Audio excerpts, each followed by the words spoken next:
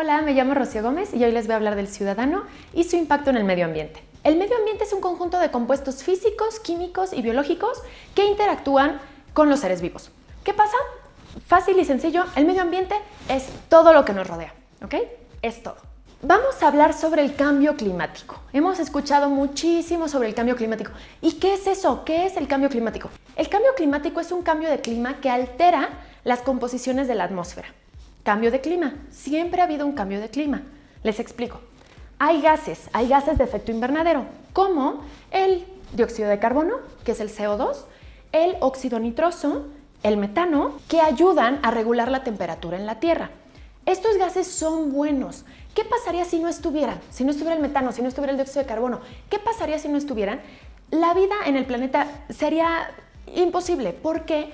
Porque la temperatura sería de menos 18 grados centígrados. Entonces, ¿es importante que estén? Sí. ¿Los necesitamos? Sí. Pero ¿qué pasa? Entonces, ¿cuál es el problema del cambio climático? Es esto justamente, los necesitamos, pero no en las cantidades en las que los tenemos el día de hoy, como el dióxido de carbono. Acuérdense muy bien esta palabra que la voy a estar mencionando durante todo el tiempo, porque lo que ha pasado con el dióxido de carbono es que lo hemos elevado tanto que es por eso que estamos viviendo todos los efectos del cambio climático. ¿Qué lo está provocando? Un aumento exponencial en la población. Somos demasiados seres humanos. La destrucción de ecosistemas terrestres, la destrucción de ecosistemas marinos y también la deforestación y la desertificación. La desertificación es convertir la tierra, ir convirtiendo la tierra en un desierto. Entonces, eso es lo que estamos haciendo. Los expertos coinciden en que el detonador, en que el punto de inflexión, el punto de quiebre fue la revolución industrial. Ahorita vamos a hablar de esto. Hubo otras revoluciones, como la revolución agrícola, que también causó mucho daño, pero no tanto como la revolución industrial. Ya hablamos del cambio climático, ya entendimos que es un cambio de clima, que necesitamos los gases de efecto invernadero para vivir en la Tierra, pero que hemos llegado a unas cantidades muy grandes que están provocando una serie de efectos gravísimos. La temperatura ha subido más de lo normal. Entonces, el calentamiento global es una causa del cambio climático. Ok, ya vimos lo que está ocasionando el cambio climático. Ahora, ¿qué está ocasionando el calentamiento global? ¿Qué está pasando? Cambios en los ecosistemas, tanto terrestres como marinos. Estamos acidificando los océanos, estamos deforestando todos nuestros bosques, también estamos derritiendo los polos, derretimiento de los glaciares, y va a haber una extinción de especies masiva. Cuando hablamos de crisis climática, estamos hablando de crisis del agua. Van muy de la mano. Pensemos en inundaciones, en sequías. Las sequías originan escasez de alimentos, migraciones masivas. Pensemos en los huracanes, pensemos en todos los problemas que estamos viendo el día de hoy. Entonces, el agua está relacionado a todos ellos. ¿Qué está pasando? Todo lo que estamos viendo el día de hoy relacionado con el cambio climático está inherente, está pegado y unido a la crisis del agua. Si nos enfocamos en el problema de la crisis hídrica y de que algunas ciudades se están aproximando al día cero, vamos a poder revertir esta situación. Se hizo un estudio del hielo en la Antártida. Este estudio del hielo revelaba que las emisiones de dióxido de carbono nunca se habían visto como las estamos viviendo hoy. Esto lo pueden encontrar en un video buenísimo que se llama Cómo evitar el cambio climático muy rápido, de Acciona. Es fantástico, en 15 minutitos te explican todo el proceso desde el inicio del calentamiento global hasta el día de hoy y cómo podemos mitigar todos estos problemas. Vámonos un poquito atrás en el tiempo, a 1851. ¿Qué pasa en 1851? Empieza a detonarse la revolución industrial y con ella el uso de quema de combustibles fósiles. Se empieza a utilizar el carbón para todo, la quema de carbón siempre. Entonces, tenemos aquí el carbón, 1851. En 1913 empieza la revolución de la mecanización y se empiezan a construir todos los coches en masa. Muchísimos automóviles. A esto, al carbón, hay que añadirle el uso del petróleo. Ahora vámonos a 1950. ¿Qué hay en 1950? Justo acababa de terminar la Segunda Guerra Mundial. Entonces estaba viviendo un periodo de paz, de una paz relativa. Estaba aumentando la población demográfica y también estaba la industrialización en su apogeo. Estaba el crecimiento económico en su apogeo. 1950 ya teníamos el carbón, el petróleo y a esto hay que añadirle el gas natural. Entonces ya tenemos estos tres, que son los que más emisiones de dióxido de carbono lanzan a la atmósfera. Llega 1992 y con esto la Convención Marco de Naciones Unidas, donde los países ya se empiezan a dar cuenta de la problemática que está generando el carbón, el petróleo, el gas natural, en conclusión, el ser humano. Entonces empiezan a tomar medidas para mitigar estos efectos. 1992. Y después pasan muchos años hasta llegar al 2015. En el 2015, hace 6 años, se firma el Acuerdo de París. Este acuerdo, después de muchos pleitos, muchas discusiones entre países, por fin se firma y los países firmantes se comprometen a disminuir sus emisiones de dióxido de carbono, entre otras muchas cosas, porque ya se estaba viendo la problemática que estábamos generando nosotros al medio ambiente. ¿Qué pasa? Se firma en el 2015, pero hay que recordar que después un gobierno, no mencionaré nombres, pero un país de los más contaminantes del mundo, decide salirse del Acuerdo de París. Con esto generando un problema enorme. Lo bueno fue que este año ese país vuelve al Acuerdo de París. También en el 2015 lo que pasa es que se crea la Agenda 2030 y con ello los 17 Objetivos de Desarrollo Sostenible. Y con estos 17 Objetivos de Desarrollo Sostenible que hablan de diferentes temas como educación de calidad, hambre cero, fin de la pobreza, agua limpia y saneamiento, igualdad de género. Entonces todos estos objetivos hablan de distintos temas que hay que cumplirse para el 2030. No hay tanto tiempo, no tenemos tanto tiempo, entonces se deben de empezar a cumplir ya, lo más pronto posible. Ok, volvamos al dióxido de carbono. ¿Se acuerdan que hace rato estábamos hablando de eso? Del cambio climático, de los gases de efecto invernadero. Ok, ¿dónde se almacena el dióxido de carbono? Estamos todos muy preocupados por esto. Hay demasiadas emisiones, la atmósfera ya no puede con tantas emisiones de gases de efecto invernadero. ¿Dónde se almacena el CO2? Se almacena en la atmósfera, en los océanos y en los árboles. Perfecto. Los árboles y los océanos tienen la solución, se acaba el cambio climático, listo, ya no hay que preocuparse por nada. Pues no, no es así. ¿Por qué no es así? Porque estamos acabando con nuestros bosques, estamos acabando con nuestras selvas y estamos acabando con nuestros océanos.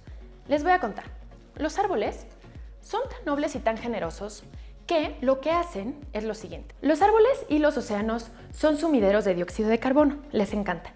Entonces lo que hacen los árboles es que mediante la fotosíntesis absorben el CO2 y después lo transforman en oxígeno para la Tierra.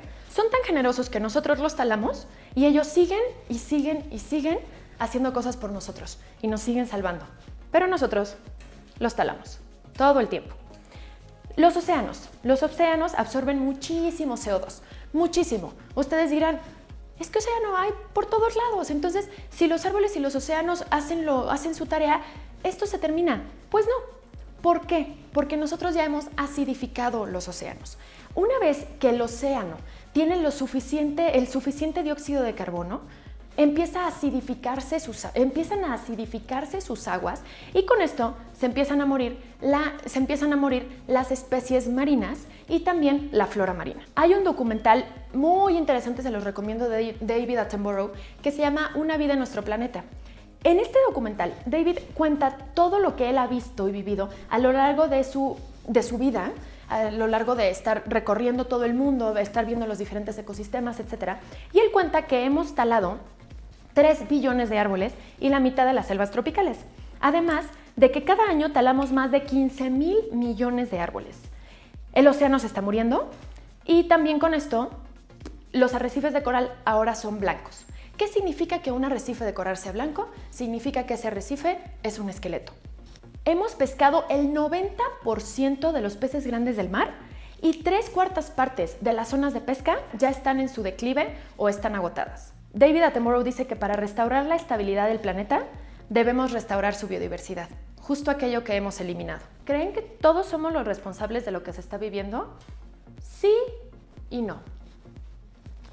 Nosotros formamos parte de una sociedad y una sociedad es una construcción colectiva. Los comportamientos y las conductas colectivas se modifican a través de políticas públicas. Les explico. Vamos a retomar un par de años atrás, cuando Querétaro prohíbe los popotes y las bolsas de plástico. ¿Qué pasa? Empieza a cambiar la conducta colectiva.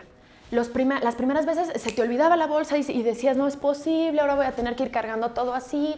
Entonces, ¿qué pasó? Hoy 2021 ya todos sabemos que debemos de llevar nuestras bolsas de tela o pedir una caja de cartón o algo para poder cargar todas nuestras cosas. ¿Alguien murió? ¿Algo grave pasó por prohibir los popotes y las bolsas de plástico? No.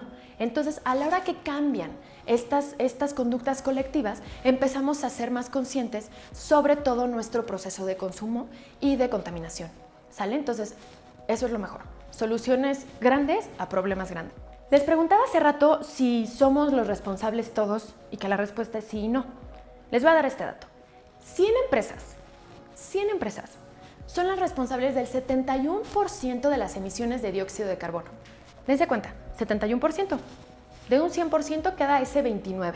Ese 29% restante está dividido entre todas las otras empresas, que son muchísimas, y entre todas las personas que habitamos este planeta. Entonces, sí somos los responsables, pero también hay un 71% ahí que hay que estar volteando a verlo. Barry Commoner es considerado el fundador del movimiento ecologista. Él escribió en un libro que se llama El Círculo que se cierra en 1971 las 4 leyes de la ecología. Se las digo, son muy sencillas. La primera ley habla de que todo está conectado. Lo que pasa en un lugar nos afecta a todos. Pensemos lo que pasó el año pasado. Algo que había pasado aquí se fue expandiendo por todo el mundo. Todo está conectado. Por eso mismo, cuando hablamos de calentamiento global, no se está hablando de calentamiento africano, calentamiento norteamericano, calentamiento sudamericano. No, calentamiento global. Todo está conectado. Una cosa que pasa, estamos viendo cómo llega arena del desierto del Sahara a miles y miles y miles de kilómetros. Entonces, realmente, el mundo es círculo. Todo se conecta. Ley número 1. Vamos a ver la número 2. La ley número 2 dice que todo debe de ir a parar a algún lado. En la naturaleza no hay un afuera o ve a sacar la basura afuera. En la naturaleza no hay afueras. Esa es la ley número 2. La ley número 3 dice que la naturaleza es la más sabia. Nos hemos peleado todo el tiempo en tratar de ser los seres más inteligentes del planeta. Somos los animales más inteligentes, pero la naturaleza siempre nos va a ganar. La naturaleza es más sabia que nosotros. Hay que entenderlo, no hay que pelearnos con eso. La naturaleza siempre nos va a ganar. Y está bien, porque siempre la naturaleza siempre va a tener las respuestas. Ley número 4 dice que no hay almuerzos gratis. No hay almuerzos gratis en la naturaleza. ¿A qué se refiere con esto? No hay buffets, no hay recursos ilimitados. Los recursos son limitados. Nos hemos encargado de utilizar de la naturaleza lo esencial para convertirlo en algo inútil. Con todo esto del calentamiento global, los gases de efecto invernadero, la crisis climática, la emergencia climática, ¿cuáles son las predicciones para el 2050? La primera predicción para el 2050 es que la temperatura aumentará de 2 a 3 grados centígrados. El Ártico se quedará sin hielo durante el verano. El nivel del mar aumentará medio metro. ¿Qué pasa si el nivel del mar aumenta? Todas las islas quedarán hundidas y después tendremos refugiados climáticos. Esa gente va a tener que salir de sus islas, no porque quieran, sino porque no hay otra opción. El mar subió demasiado, sus islas empezarán a desaparecer. Otra predicción es que podríamos perder más de la mitad de las especies. Tanto de animales como de plantas. 4,000 millones de personas vivirán en zonas desertificadas. La demanda de alimentos aumentará en un 70%. La ONU dijo en un informe, cito con palabras textuales, que si seguimos como hasta ahora sin hacer nada, en el 2050 la Tierra será un planeta inhabitable. Ok, todo suena horrible, catastrófico, apocalíptico y tristísimo. ¿Qué podemos hacer? Estamos hablando del 2050, estamos en 2021. ¿Qué podemos hacer? Mitigar los efectos. ¿Cómo? No evitar. Hay que entender que el cambio climático ya está aquí, ya está el dióxido de carbono, ya están los microplásticos flotando en el océano, ya se están muriendo los animales, ok. hay que mitigar, hay que evitar que vaya a más. ¿Cómo? Les voy a decir un par de cosas que podemos hacer para mitigar estos efectos. La primera, mayor inversión en energías renovables. Ustedes podrán pensar, ay, pero yo no tengo una empresa, pero yo no genero tal, pero yo no. Ok, nosotros no, pero ¿quién sí? Vamos a pedirles a los tomadores de decisiones que inviertan en energías renovables, que la economía se base en una baja de carbono y en eficiencia energética. También la reforestación y policultivos. ¿A qué se refiere? Reforestación, hay que plantar árboles. Hay que fijarnos primero qué árboles hay que plantar. No es plantar por plantar. No voy a ponerme aquí a plantar palmeras y plantas de Hawái, no. Hay que plantar especies endémicas, la que va a soportar mejor la falta de agua o la que va a soportar mejor la tierra de la ciudad. Todos los lugares tienen sus especies endémicas, tanto de flora como de fauna. Hay que informarnos de hay que plantar esos árboles. Reforestación. Acuérdense que los árboles van a absorber todo ese dióxido de carbono. Son nuestros mejores aliados. ¿Ok? ¿Y qué es un monocultivo? Monocultivo, uno, ¿sale? Poli, muchos. Entonces, ¿qué pasa? Los monocultivos es la plantación de la misma especie. Eso reduce costos y es muy benéfico para los productores porque las ganancias son muy altas. ¿Qué pasa? Estamos desertificando y estamos deteriorando completamente ese suelo y con eso también todos los recursos, todo el ecosistema, todo, hay un problema muy grande en los monocultivos. Si hacemos policultivos, plantamos de diferentes especies, le estamos dando vida a esa tierra. Otro es tratamientos y buscar alternativas al abastecimiento de agua. ¿Cómo cuáles? Yo vivo en Querétaro, aquí están las presas bajo tierra. Hay que informarnos, hay que saber dónde las están haciendo. Es una de las mejores alternativas de abastecimiento al agua.